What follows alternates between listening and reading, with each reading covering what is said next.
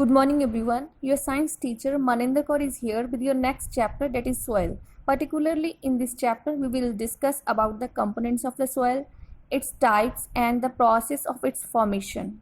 Well students, first of all we need to learn about the definition of the soil. That what is soil? Soil is the topmost layer of earth. It provides us space to live and food to eat. So we call it as Mother Earth. It is made up of 5 basic components. To keep remember these components, one mnemonic is here, that is MALO. M denotes minerals, A air, L represents living organisms, O is for organic matter and W is for water. So soil contains minerals that are made by the breaking down of the rocks. Our soil has tiny pores to hold air. Some microorganisms like bacteria and earthworms also live inside soil. Next is organic matter, that is formed by the decomposition of the dead plants and animals. So soil contains minerals, air, living organisms, organic matter and water. Now after this we need to discuss about the process of formation of soil. Students, during the daytime, sun heats up the rocks and they get cooled down during the night time. This repeated cooling and heating of the rocks develop cracks inside them. Then the water from the rivers enters these cracks and deepen them and break them into small pieces. These broken pieces are taken away by the rivers to the different places. This process of formation of soil by breaking down of the rocks into smaller pieces is called weathering. Moreover, humus present inside the soil is made by dead plants and animals that increase the fertility of the soil. Now further students, do you know as our body is made up of cells, in the same way soil is made up of 3 different type of particles, that are sand, silt and clay. Sand particles are largest in size. They have lot of space between them. As space is more, so they cannot hold water inside them. If we talk about its texture, it is rough and gritty.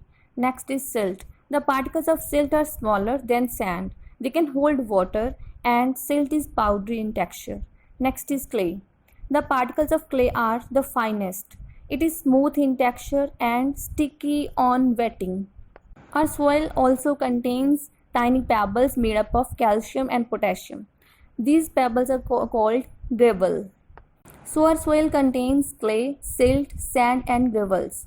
It also contains air, water and some small microorganisms inside it. Do you know students, soil has many different types like sandy, silty, clay and loamy, etc. The composition of all the types are totally different. First of all, sandy soil. It is made up of sand particles. It is rough and gritty.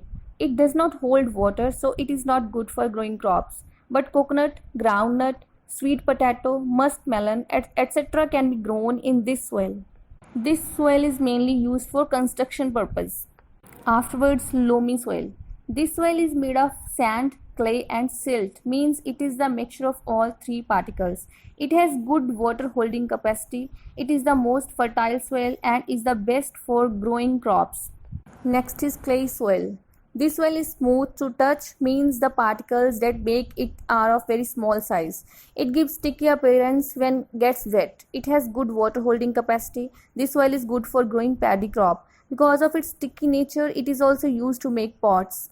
The last one is silty soil. This soil is made by the combination of the sand and clay. It has powdery texture. The particles of silt soil are medium sized and can hold nutrients and moisture. Most vegetables and fruits like cabbage, turnips, blackberries, citrus fruits like lemon and orange can grow in silty soil. Well, this was all about the types of the soil. Our next and the last topic is soil profile, means layer of soil. Students, our soil is made up of different layers. These layers are called horizons. Each layer of the soil has its own characteristics. The study of the layer of soil is known as its soil profile. The topmost layer is called O horizon. It is made up of humus. Humus is an organic material made by the decomposition of the dead plants and animals. This layer is thin and fertile and is dark in color. The next layer is A horizon. This layer is also known as the topsoil. It is located just below the O horizon. This layer is made up of minerals and decomposed organic matter. It is fertile, so good for crops. Mainly plants grow in this layer. It is dark in color. The next layer is B horizon. It is also called the subsoil. It is located just below the A horizon. It has clay and mineral deposits, but the amount of humus is much less. It is lighter as compared to the topsoil. Means color is light as compared to the topsoil. The compounds drained by the water from the topsoil get collected in this layer. Afterwards, C horizon. It is located just below the B horizon. It is also known as parent material. It is made up of large pieces of the rocks.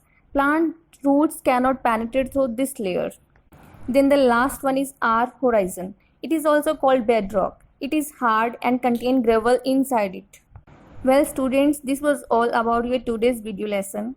Rest of the chapter will be done in your next lesson. At the end, I like to guide you about our earth to keep it clean and green. As we all call earth our mother, so it's our primary duty to save it, to save our living place by reducing the use of plastic material and by generating less litter and by growing more and more trees. Thank you everyone for watching my videos. I will be back soon with your next topic. Have a good day.